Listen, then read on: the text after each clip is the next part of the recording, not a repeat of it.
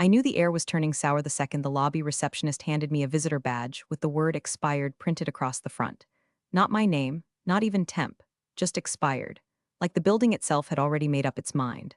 11 years of holding Muradyne together through layoffs, pivots, and two separate rebrands, and suddenly I was just a dusty milk carton in HR's back fridge. I was still adjusting my blazer when Kaya Levant strutted through the mirrored glass doors like she was auditioning to play CEO Barbie in some dystopian knockoff. Skin-slick suit, clunky heels that clacked like an execution drumroll, and that smug little smirk that screamed I Googled leadership on the plane. She didn't look at me when she passed. Didn't need to. I'd been in this game long enough to recognize a hatchet behind a handshake. They called an emergency leadership meeting at 10:15. Not even a full bagel into the welcome breakfast. I thought I'd be introducing her to the ops team, maybe walking her through the Q4 risk mitigation plan. Instead, I walked into the boardroom to find half the C-suite already seated like they were waiting for a magic trick. Kaya stood at the head, arms crossed, expression pure linked in bravado. Before we get started, she chirped. There's a small matter of realignment. I didn't even sit down. She turned to me with the dramatic flair of someone who thought cruelty was a leadership style. Rachel Connolly, your time here has been appreciated, but we're ushering in a new era. And that era doesn't include legacy roles. Someone actually gasped. Like this was a live soap opera, and I'd just been pushed down a flight of narrative stairs. Kaya tilted her head, all faux empathy and PR polish. Thank you for your service, but your time is over. I didn't flinch, didn't blink, just stared at her like I was watching a toddler play with power tools. I'd buried three bosses more competent than her and built the very infrastructure she was now too arrogant to understand. But you can't teach calculus to a goldfish, so I smiled, tucked my badge into my purse, and said, then I guess I won't waste your time. No one moved, no one breathed. I turned and walked out, the silence behind me thicker than the breakroom lasagna after an all-nighter deployment. Elevator doors closed behind me, and only then, did I allow my lips to twitch. Because I knew something Kaya didn't. The ink on the closing prep was still wet, and I had a 3 p.m. with the one group she should have never underestimated. But we'll get to that. Real quick, though, before we dive any deeper into this mess of betrayal, power plays, and cold revenge served through legally binding PDFs, take a second to subscribe and like this story. 90% of y'all forget, and it really keeps the team going while we dig through this corporate chaos. Plus, you don't want to miss what happens next. Trust me. Anyway, back to the elevator. As I descended 14 floors of polished steel and poor decisions, my phone buzzed. Calendar alert, closing prep 3 o'clock p.m., Caro Equity private room. I didn't need to open it. I knew what it meant.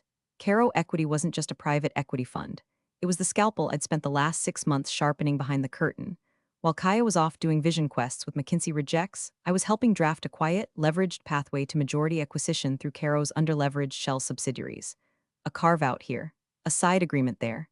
Legalese so dry it'd crack your teeth, but inside it, power. She thought she was entering her new era. Turns out it was mine.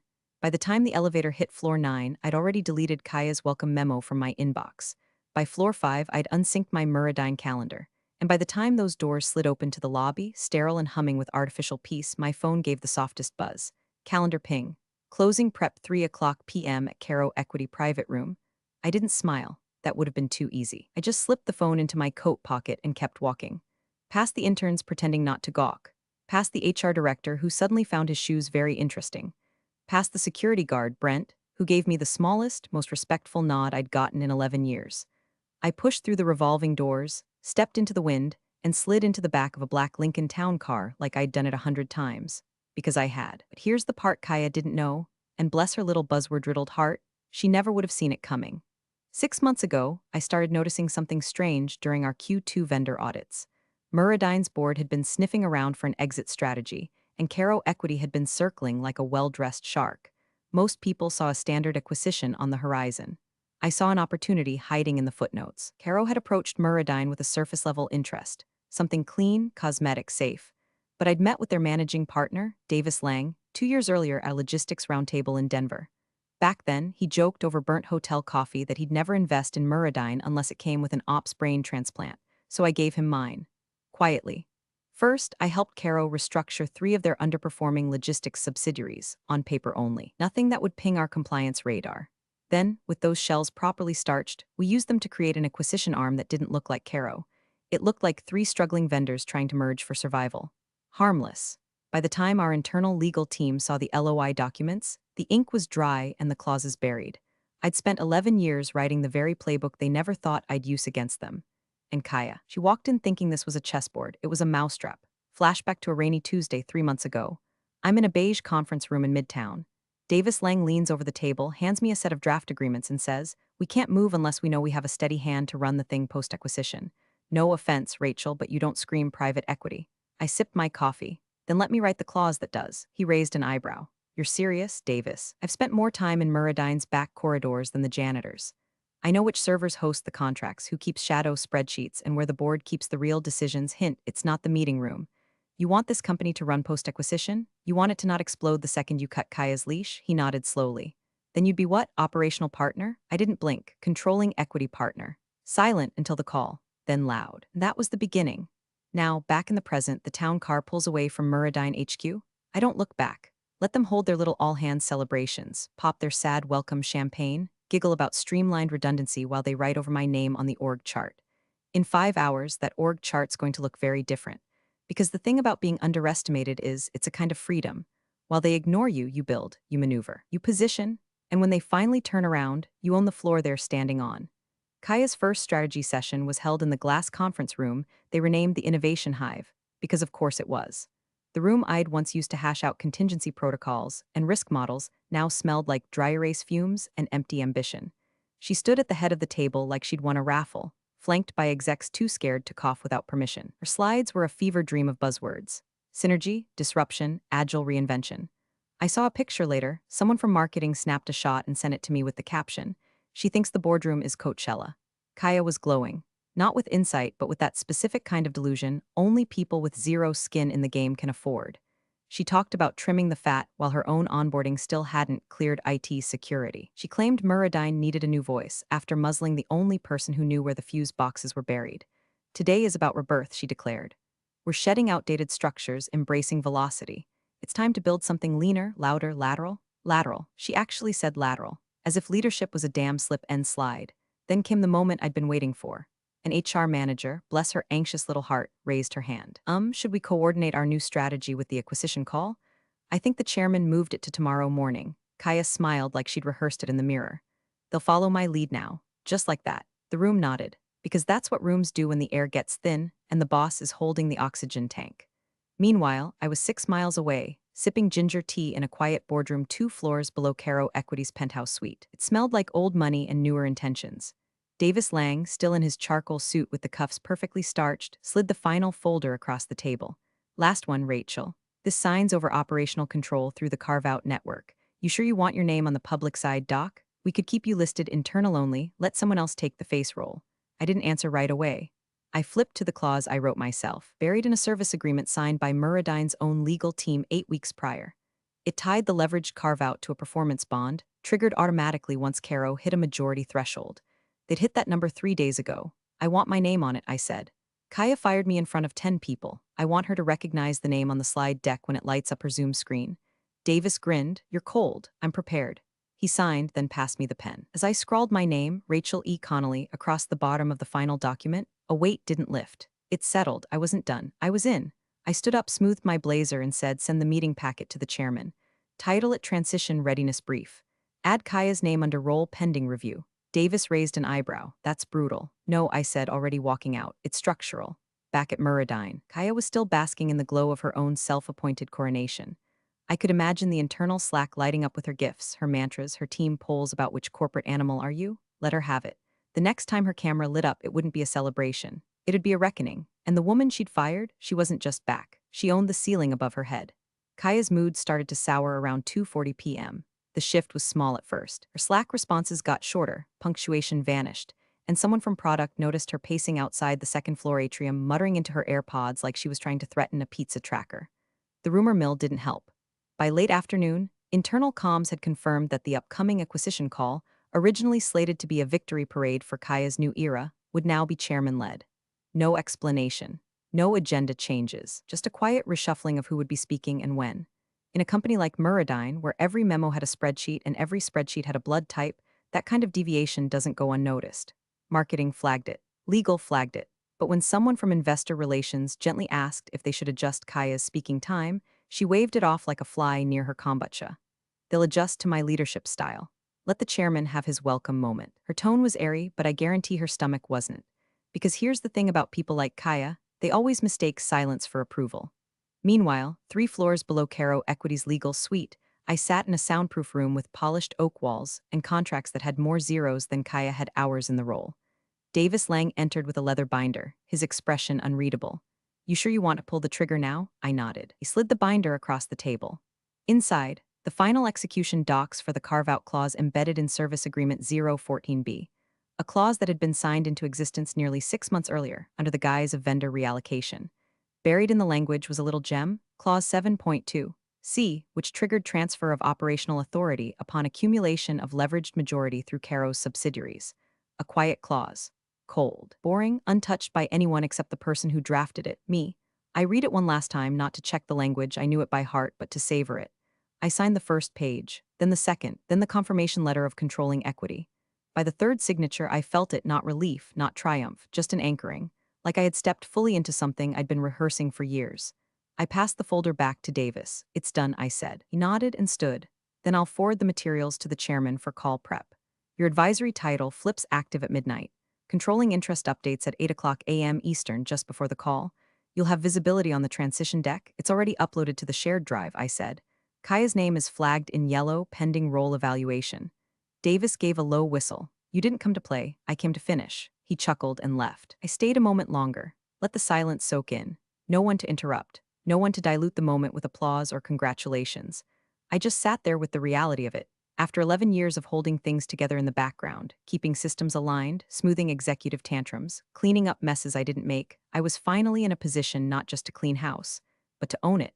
Back at Murradine, Kaya was likely still strutting through the halls, trailing interns and middle managers like a motivational parade float, unaware that every door she passed already belonged to me.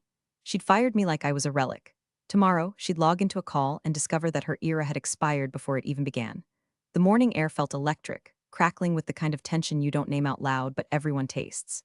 It was acquisition day, which meant suits were ironed, mugs were refilled twice before 8 o'clock a.m., and every executive with a pulse was frantically grooming their LinkedIn like they might be offered a promotion or a no-fault exit package.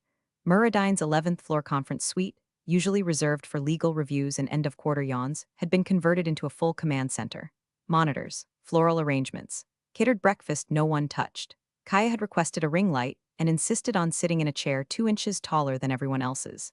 Symbolism. I guess the call was set for 9 o'clock a.m. sharp. By 8:45, the participant list looked like a shareholder who's who.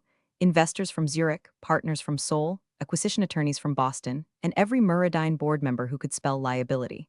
Kaya took her seat front and center, face powdered, blazer crisp, the smile on her face straining under the weight of something she didn't quite understand. At 8:59, the chairman joined. He was old school, wore the same gray tie to every deal call since 2003, called people kid, and once ended a board meeting by quoting Sinatra. But there was nothing whimsical about his tone this morning. "Thank you all for joining," he said, his voice slow, deliberate. "Today marks a pivotal step in Murradine's evolution. We are finalizing controlling ownership transfer in accordance with our prior agreements and restructuring protocols." Kaya leaned slightly forward, fingers tented like she was preparing to soak in her praise. The chairman continued. "As of this morning, the controlling entity of Murradine Systems is Caro Equity, and I'm pleased to introduce their appointed operational partner effective immediately." A pause, a beat longer than necessary. Then the screen updated. Rachel E. Connolly, big, bold, uppercase. My face, live feed on, framed in the soft backlight of Caro's conference suite, perfectly centered beneath the words. Executive Transition Advisor Caro Equity. The screen caught Kaya mid-reaction, smile faltering, eyes darting, lips parting just slightly. She blinked once, twice, then just loud enough for someone near her mic to pick up. She whispered, "No, it can't be." The silence that followed wasn't technical, it was emotional. I spoke clearly without effect. "Thank you, Chairman Ellis, and thank you to all stakeholders and participants for your continued confidence. I look forward to facilitating a smooth operational transition as we align with Caro's restructuring objectives." I didn't look at Kaya directly. I didn't have to. In the side panel, chat messages began to appear. "Wait, Rachel, didn't she get fired last week? What's going on? Operational partner?" Kaya reached for her mouse like it might save her. Maybe she thought she could turn off the screen or rewind the moment. But you can't mute reality. Chairman Ellis returned, unbothered. "You'll all find a digital packet in your inbox outlining transition measures. The floor is now open for strategic remarks from Caro's new leadership." I clicked share screen. My deck loaded instantly, 42 slides, color-coded, time-stamped, and legally cleared. At the top of slide 1, Executive Transition Plan's second bullet, role evaluation under review. Kaya Levant, CEO, and just like that, after 11 years of invisibility, I became the most visible woman in the room. Thank you, Chairman, I said, letting each syllable land like it had its own clearance badge. As of this morning, all transfer protocols are in effect. Our goal is simple: stabilize, streamline, and align Muradyne with the operational integrity it's lacked during the transition window. I clicked once. The PDF loaded instantly into the meeting chat. No fanfare, no glitch, no buffer. Executive Transition Plan Caro Equity Implementation Protocol. The cover page alone was enough to make the temperature drop. Clean white background. The Caro logo in the top left corner. And in bold font below, status review, executive leadership roles immediate. And then 3 lines down, like a scalpel hidden in a velvet case. Name, Kaya Levant. Position, CEO interim role under review. Status, pending evaluation. Q4 compliance metrics incomplete. You could hear it, even across a virtual meeting with 64 participants, keyboards clacking, microphones being fumbled with, someone breathing sharply through their nose. The live chat erupted in a kind of slow-motion panic. Is that real? Pending review. Wasn't she just confirmed CEO last week? Rachel is back? Holy shit, Kaya didn't speak. Her square on the screen stayed frozen, face blank and unmoving, cursor hovering over God knows what, probably the leave meeting button she was too stunned to click. Her expression was the facial equivalent of blue screen error, all confidence drained, every calculation she'd made scrambled into static. I continued like I was reading off grocery items. Slide 2 details the current division alignments. You'll see that risk and compliance will now report directly to Caro's advisory board, with restructuring oversight under myself. Slide 3 includes performance summaries by department, which we'll be using to evaluate retention packages and realign leadership bandwidth. Slide 4? Slide 4 was where the oxygen left the room. C-suite performance index forecasted adjustments, color-coded, time-stamped, metrics aligned. Beside Kaya's name, leadership viability insufficient, next line. Strategic direction clarity non-determinate, next line. Retention rating unfavorable. It was brutal, but it was methodical, it was clean, and it was signed off by 3 legal entities, including Muradyne's own counsel. Because the clause they'd all missed, clause 7.2c, wasn't buried in legalese. It was sitting in a document they approved. I knew, because I'd drafted it, reviewed it, filed it, and bookmarked it with a silent kind of vengeance. Further questions, I said, can be directed to Caro's internal review team. We'll be hosting breakout sessions post-call to address transition logistics. I recommend prioritizing compliance documentation and leadership disclosures as outlined in your emailed packet. Kaya finally unmuted. A breath. Then, this is a misunderstanding. I wasn't informed of any transition vote, or Chairman Ellis cut in, voice as soft as it was lethal. Kaya, please hold your comments until the agenda concludes. She froze. Her mouth hung open like someone had hit pause mid-sentence. I didn't turn off my camera. I let her look. Let her see the woman she fired 3 days ago. The woman she dismissed in front of her peers. A woman who'd spent a decade wiring the company's internal scaffolding so tightly that even a single arrogant misstep, her misstep, could bring the whole thing down. Let's move on, I said. Next slide. My tone never shifted. My breathing never changed. I delivered Kaya's professional eulogy in bulleted points and budget pivots. No shouting, no theatrics, just quiet procedural annihilation, and she couldn't do a damn thing about it. By 9:43 a.m., the word confirmed had been said 7 times, each one striking like a gavel in a courtroom. Kaya didn't even realize she'd been summoned to. The legal representative from Caro's M and a counsel, a woman named Sadie Benton who looked like she flossed with red tape, clicked her mic on and read with surgical calm. As of 8 a.m. Eastern this morning, Caro Equity completed its acquisition of a controlling interest in Muradyne Systems via instrumented carve-out transfer. The documentation has been verified, notarized, and uploaded to the board's secured repository. All signatures match, compliance is intact, and the operational partner assigned by Caro is now listed with full executive oversight authority under the revised Leadership Transition Clause, referred to Appendix 6. Translation: wasn't just in the room, I was the room, and the silence that followed didn't feel like confusion. It felt like reverence. Then came the first ping, congrats Rachel, about damn time. Mark Chen, CFO board member, followed by, looking forward to your guidance moving forward. L. Grace, Strategic Ops Committee, welcome back, we missed your voice. Elliot Rains, Investor Liaison, each one landed in the public chat, time-stamped and glowing like little digital daggers. I didn't smile, I didn't nod, I just said thank you and moved on to the next section of the deck. Kaya tried, she really did. At 9:49 her mic flickered on again. There was a hitch in her voice, subtle but unmistakable. The kind that happens when someone's throat tightens around too much pride and not enough leverage. I have some concerns about how this transition was communicated. I believe there are misunderstandings that Chairman Ellis interrupted with the grace of a man who's done this dance far too many times. Kaya, he said, voice even, please remain muted until we complete the agenda. Her mic clicked off mid-sentence. It was brutal, surgical, almost cruel, but also policy. I didn't look at her, not once. She wasn't the audience anymore. She was an item, a bullet point. I walked the board through the integration timeline, mentioned how departmental assessments would begin the following Monday, referenced the upcoming compliance audit that had conveniently been pushed twice during Kaya's honeymoon tour of corporate transformation. No one questioned it. No one defended her. She was CEO on paper, sure, but that paper was currently being archived with the label outdated role structure do not reference. Every line of code I'd written into those contracts, every dull clause no one read, every signature quietly obtained in conference rooms with too much air conditioning and too little coffee, it had all come home to roost. And now I stood exactly where Kaya never thought I'd be. Not fired, not forgotten, but elevated. Elevated in silence, supported by ink, and confirmed by people whose names carried more weight than any one rebranding campaign ever could. By the time we wrapped the call, the chairman's closing remarks were dry but final. We appreciate everyone's time. All action items will be distributed by Rachel's team. This meeting is adjourned, cameras flicked off.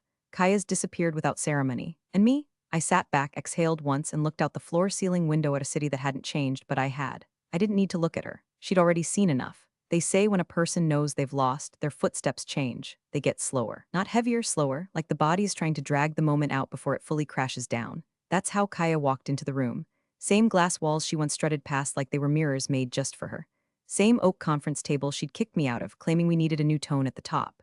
Now, she stepped in like she was approaching a surgical table. I was already there, chair pulled out, tablet in front of me, leather folder to my left, and a stillness so loud it made the HVAC hum sound like applause. She sat across from me, stiff, defensive, the way a deer might sit if it knew the hunter was there out of courtesy. Kaya, I began, my voice measured like I was reciting minutes from a meeting she'd forgotten to attend. Thanks for making the time. I didn't have a choice, she said, and even now her tone fought to maintain some echo of control. No, I agreed. You didn't. She opened her mouth, but I continued before she could reload. You'll remain on payroll through Friday. After that, you'll be offered a transition role, non-executive advisory capacity, remote limited visibility. Her eyes widened. Excuse me? You'll retain access to your benefits for 90 days. NDA clauses remain in effect. All statements moving forward will refer to your strategic consulting partnership during organizational realignment. She blinked, as if the words themselves were surreal.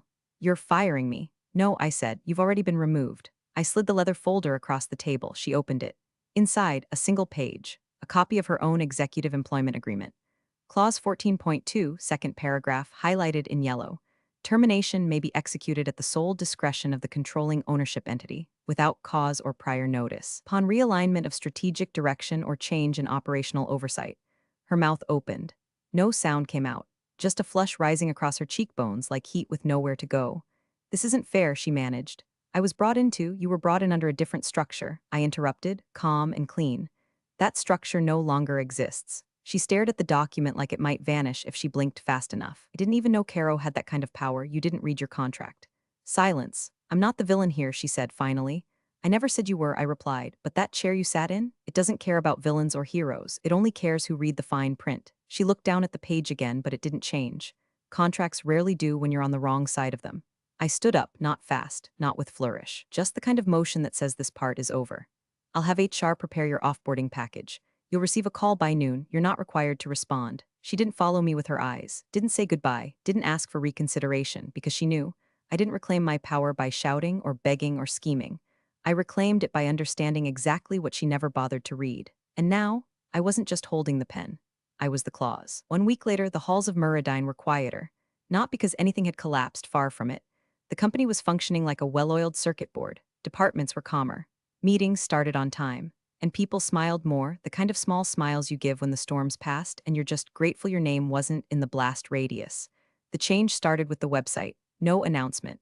No big news banner. Just a clean update on the leadership page. Rachel Connolly, Executive Chair, Strategic Oversight. No acting. No interim, just final, like it had always been there, like the universe had course-corrected. Kaya's name, gone, not buried, not hidden on some former leadership page. Gone, wiped like a temp login. Her badge had deactivated the Friday prior, security had buzzed her on the 6th floor, let her up manually, and escorted her to HR without ever saying a word. She didn't come back down through the front. Word spread quickly. The rebrand slides were pulled, her Slack account archived, the photos from the New Era welcome event quietly removed from the drive. Even the custom CEO Vision mugs in the break room had disappeared, like they'd melted in the dishwasher of fate. But none of that mattered to me now. because I had one last thing to do. The CEO's office still sat at the end of the executive corridor. Glass door, sleek wood paneling. The potted plant Kaya insisted be replaced with a white orchid was already drooping from neglect.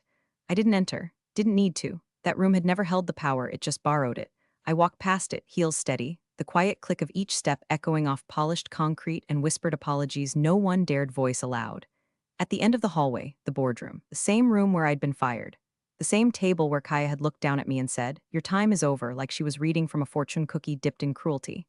I pushed open the door. Inside, it was empty except for the hum of the overhead light and the faint scent of polished wood. The chair she'd used, the one she'd insisted be raised 2 inches taller than the others, still sat at the head of the table. I paused for a second, just a second, not for sentiment, not for vengeance, but to acknowledge what it meant. Then I walked over, placed my tablet on the surface, and pulled the chair back with one hand. Sat down. No applause, no violin swell. Just the quiet creak of leather and a single line whispered in the back of my mind, so cold and clean it might as well have been chiseled in the boardroom wall. Funny thing about timing, it only runs out when you don't own the clock. Big thanks for watching, you sneaky seniors. Subscribe to keep the coffee pot brewing revenge. Your ex-colleagues won't know what hit 'em.